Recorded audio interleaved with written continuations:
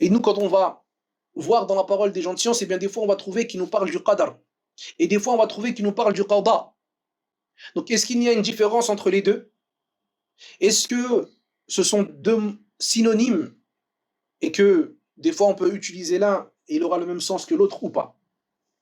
Donc d'une manière générale, les savants ils ont beaucoup parlé de cette mas'ala, qui est al-farq bayn al-qadar wal-qada.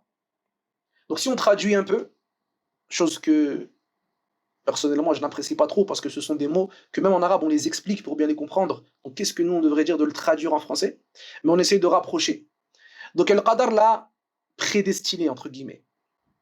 Al-qada, les savants disent c'est al-fasl, ce qu'on pourrait traduire par l'application. Al-Raghib al-Asfahani, qui a un dictionnaire qui est vraiment une référence incontournable parmi les livres et les dictionnaires islamiques. Mais vraiment, ce dictionnaire-là, en fait, qu'est-ce qu'il fait, rahmatullahi alayhi?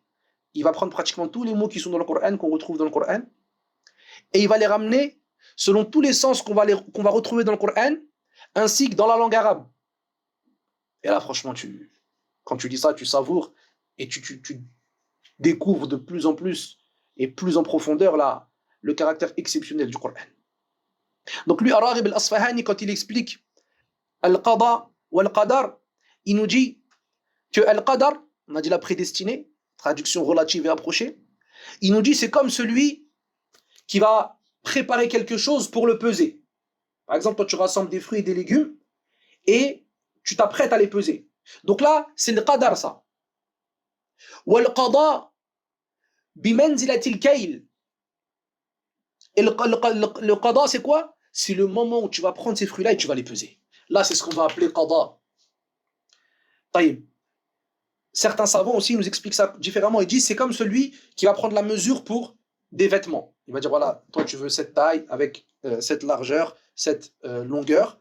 Voilà, il va mesurer. Et une fois qu'il va appliquer cela et travailler sur ce vêtement pour appliquer ces mesures-là, et ben là on va dire c'est le qada. Regarde, Allah Azza wa Jalla il nous dit dans le Coran Nahnu qaddarna baynakum al-maut. Et nous avons prédestiné parmi vous la mort. Allah Azza wa Jalla a prédestiné parmi nous la mort. Est-ce qu'on est mort actuellement? Non, on n'est pas tous morts encore. Mais Allah Azza wa Jalla a déjà prédestiné ça auparavant. وقال عز وجل إنا كل شيء خلقناه بقدر.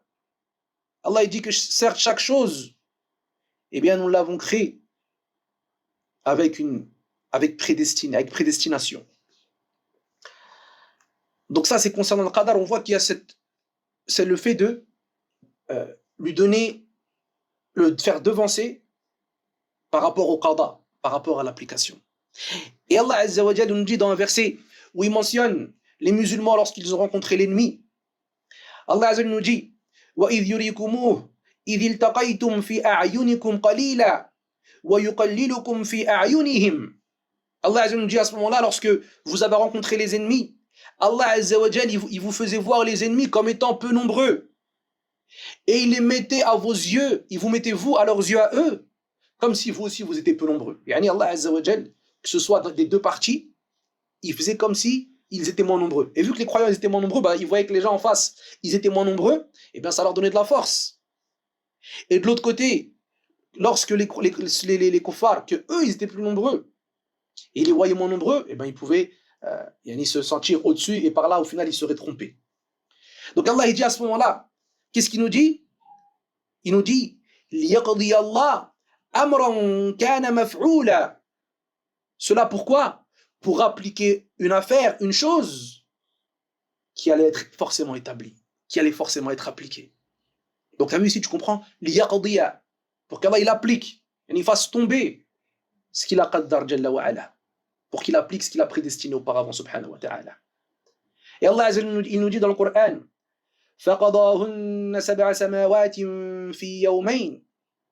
Et Allah Azza wa Jal, quand il parle de la création des cieux, il dit qu'il les a créés, qu'il les a fait apparaître en 2 jours. Donc là, on comprend encore une fois, on voit que dans le qada, il y a toujours cette chose d'application. Tandis que le qadar, comme ils disent les ulama, ça va être la chose qui va en général venir avant. Après, cette règle-là, les frères, elle est générale, elle n'est pas de manière absolue. C'est-à-dire quoi? C'est-à-dire que des fois, tu vas trouver le qada, et ce sera le même sens que le qadar. Et des fois, tu vas trouver le qadar, et bien ce sera le même sens que le qada. Donc tout ça, euh, c'est ce que les savants nous rapportent par rapport à ça. Et même si, on le dit, quand même, il y a certains savants qui disent que c'est une seule et même chose. Et là, on peut comment dire, on va pas dire s'opposer, mais on peut essayer de se questionner. Parce qu'en général, les Arabes, d'une manière générale, ils nous disent que ils nous disent que le rajout dans la construction du mot, eh bien, ça nous indique une différence et un rajout dans le sens du mot. Donc tu verras, les Arabes, ils sont tellement précis que ils ont divergé de toute façon. Est-ce que les synonymes à 100%, ça existe dans la langue arabe ou pas? Il y a beaucoup de savants qui disent non. Pourquoi? Parce que la langue arabe, c'est tellement riche que même si pour toi le mot, c'est pareil, bien, quand on va creuser, on va voir qu'il y a des petites différences et des petites nuances.